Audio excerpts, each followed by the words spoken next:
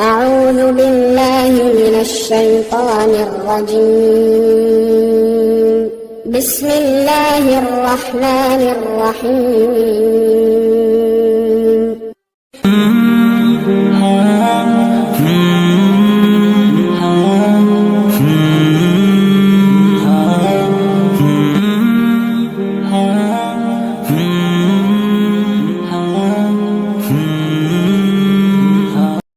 السلام علیکم ورحمۃ اللہ وبرکاتہ۔ اگر آپ میں سے جن لوگوں نے جو وظیفہ میں آپ کو بتاؤں گا، جس طریقے سے بتاؤں گا اسی طریقے سے کر لیا، تو قسم حضور غوث اعظم کی، قسم رب کعبہ کی، اگر آپ کی حاجت پوری نہیں ہوئی تو آپ کومنٹ میں لکھ دیجئے گا کہ حضرت آپ نے جو وظیفہ بتایا اس سے میری حاجت پوری نہیں ہوئی۔ جو دعا مانگ لینا، آپ جو دعا مانگ لینا، چاہے کتنی ناممکن حاجت بھی کیوں نہ ہو، ناممکن مراد بھی کیوں نہ ہو، ایسا کام بھی کیوں نہ ہو کہ جس کے بننے کا 1% بھی آپ کو بھروسہ نہ ہو، اللہ تبارک و تعالی اس وظیفے کی برکت سے آپ کا یہ کام بنا دے گا، آپ کی اس دعا کو قبول کر لے گا۔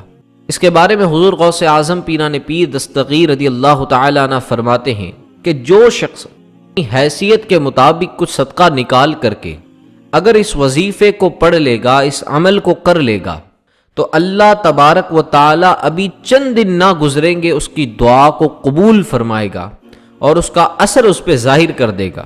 اور ساتھ ہی ساتھ حضور غوث اعظم کیا فرماتے ہیں؟ آپ فرماتے ہیں کہ اس کی گارنٹی میں خود دیتا ہوں، یعنی غوث اعظم اس کی گارنٹی دے رہے ہیں۔ کیا ایسا ہو سکتا ہے کہ حضور غوث اعظم کا یہ عمل ہم نہ کریں؟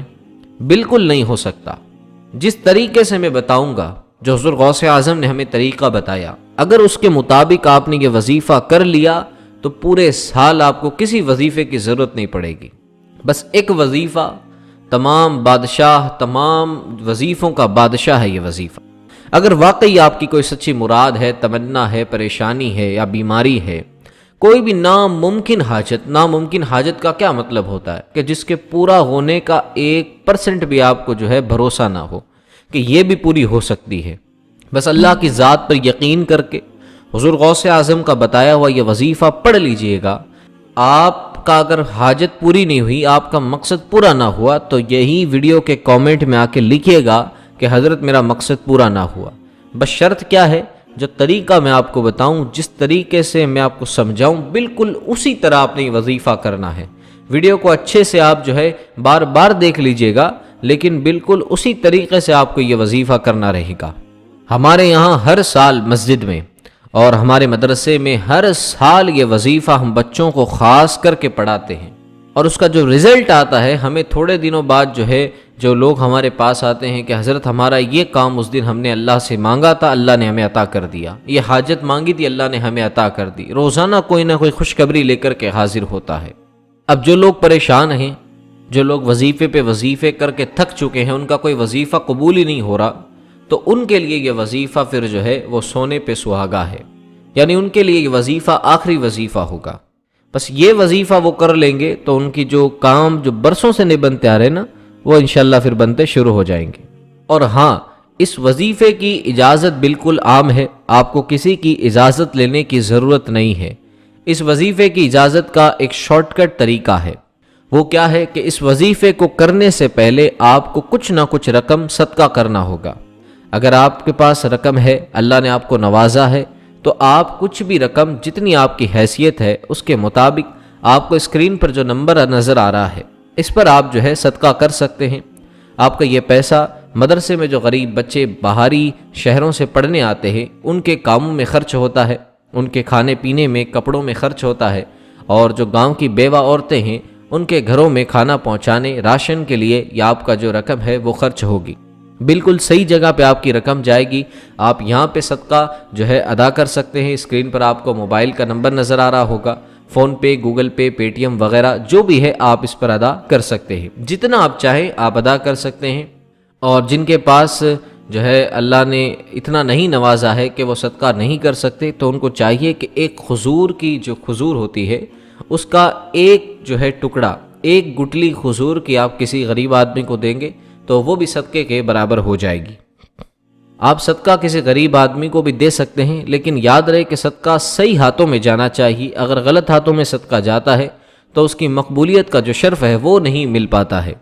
آج کل کئی لوگ ایسے ہیں جو ہٹے کٹے تندرست ہونے کے باوجود بھیک مانگتے ہیں، تو ایسے لوگوں کو صدقہ دینے سے صدقہ قبولیت کا شرف حاصل نہیں کرتا، تو اس وجہ سے پھر جو ہے وظیفے کی مقبولیت ختم ہو جاتی ہے۔ تو اگر بہتر یہی ہے کہ آپ کے اسکرین پر جو نمبر نظر آ رہا ہے آپ اس پہ زیادہ سے زیادہ صدقہ کریں، تاکہ آپ کے وظیفے میں اگر کوئی غلطی بھی ہو جائے تو اللہ کی بارگاہ میں وہ اس صدقے کے جو ہے وسیلے سے جو ہے معاف ہو جائے اور آپ کا وظیفہ قبول ہو جائے۔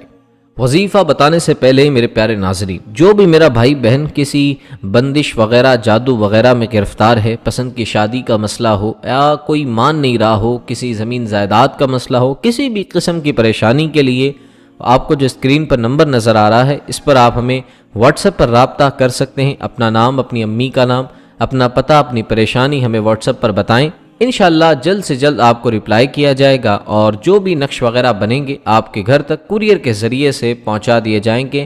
اس کا کوئی ہدیہ نہیں لیا جائے گا انشاءاللہ۔ اور جو اس چینل پر نئے ہیں وہ حضور غوث اعظم کے اس مقدس پاک دن کے صدقے میں آپ اس چینل کو حضور غوث اعظم سے سچی عقیدت و محبت کے ساتھ ہی اس چینل کو آپ سبسکرائب کر دیں، تاکہ آنے والی بہتر سے بہترین ویڈیو آپ تک سب سے پہلے پہنچتی رہے۔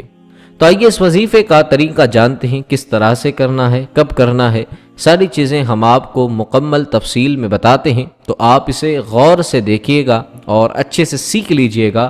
انشاءاللہ یہ وظیفہ آپ کی زندگی بدل دینے کے لیے کافی ہوگا۔ عصر کے بعد آپ اس وظیفے کو کر سکتے ہیں، ظہر کے بعد کر سکتے ہیں، فجر کے بعد کر سکتے ہیں، عشاء کے بعد کر سکتے ہیں، چاہے کسی بھی وقت کر سکتے ہیں، مسجد میں کریں یا گھر میں کریں، جہاں چاہیں آپ اس وظیفے کو کر سکتے ہیں۔ کرنا صرف ایک ہی بار ہے۔ سب سے پہلے آپ جو نمبر میں آپ کو بتایا اس پر آپ صدقہ ادا کر دیجئے گا۔ صدقہ ادا کرنے کے بعد آپ باوضو ہو کر کے آپ نے یہ وظیفہ کرنا ہے۔ آپ کو کیا کرنا ہے کہ کسی بھی وقت آپ ایک وقت جو ہے وہ مقرر کر لیں، اس وقت اس وظیفے کو پڑھیں۔ سب سے پہلے آپ کو پتہ ہے کہ آپ نے مصلی پر بیٹھ جانا ہے، باوضو ہو کر کے یہ وظیفہ آپ نے کرنا ہے۔ سب سے پہلے آپ نے جو ہے وہ 11 مرتبہ درود پاک پڑھنا ہے۔ کوئی بھی درود پاک 11 مرتبہ جو آپ کو یاد ہو آپ وہ درود پاک پڑھ لیں۔ درود پڑھنے کے بعد آپ کے اسکرین پر ایک دعا نظر آ رہی ہوگی، اس دعا کو آپ نے جو ہے آپ ہندی میں بھی دیکھ سکتے ہیں، انگلش میں بھی دیکھ سکتے ہیں۔ اس دعا کو ہم آپ کو یہ دعا پڑھ کر بتاتے ہیں۔ اس دعا کو آپ نے 313 مرتبہ پڑھنا ہے۔ کتنی مرتبہ؟ 313 مرتبہ آپ نے اس دعا کو اس طرح پڑھنا ہے جس طرح ہم آپ کو پڑھ کر کے بتاتے ہیں۔ ربنا آتنا من لدنک الرحمہ وحی لنا من امرنا رشدا۔ ایک بار اور سن لیں، ربنا آتنا من لدنک الرحمہ وحی لنا من امرنا رشدا۔ اس طرح آپ نے اس دعا کو 313 مرتبہ، آپ کو یاد نہ ہو تو دیکھ کر پڑھ لیں یا پھر پہلے یاد کر لیں، اس کے بعد اس دعا کو آپ پڑھ لیں، جیسے چاہیں آپ پڑھ سکتے ہیں۔ پھر آپ کو کیا کرنا ہے، جیسے یہ دعا 313 مرتبہ آپ مکمل پڑھ لیں، اس کے بعد آپ نے جو ہے اللہ تبارک و تعالیٰ کا ایک اسم اعظم الف لام میم، اس اسم اعظم کو آپ نے 111 مرتبہ پڑھنا ہے۔ کتنی مرتبہ؟ 111 مرتبہ آپ نے اس طرح پڑھنا ہے، الف لام میم۔ شروع میں ایک مرتبہ آپ نے بسم اللہ پڑھ لینا ہے، جیسے اس اسم اعظم کو پڑھیں آپ نے ایک بار بسم اللہ پڑھ لیا، اس کے بعد آپ نے 111 مرتبہ اس اسم اعظم کو آپ نے پڑھ لینا ہے۔ اس کے بعد آپ نے 11 مرتبہ درود پاک پھر سے پڑھنا ہے، جو آپ نے شروع میں پڑھا وہی درود پاک آپ نے آخر میں پڑھنا ہے۔ پھر اس کے بعد آپ نے جو ہے اپنے ہاتھوں کو اٹھانا ہے، جس مقصد کے لیے یہ وظیفہ آپ نے کیا ہے اس مقصد کو اللہ کے حضور حاضر کر دینا ہے، اور پھر انتظار کر لینا ہے۔ انشاءاللہ چند دنوں میں آپ کا وہ مقصد پورا ہو جائے گا۔ انشاءاللہ اگر ویڈیو آپ کو پسند آئی تو ویڈیو کو آپ لائک کریے گا اور چینل کو آپ سبسکرائب ضرور کریے گا۔ السلام علیکم ورحمۃ اللہ وبرکاتہ۔ خدا حافظ۔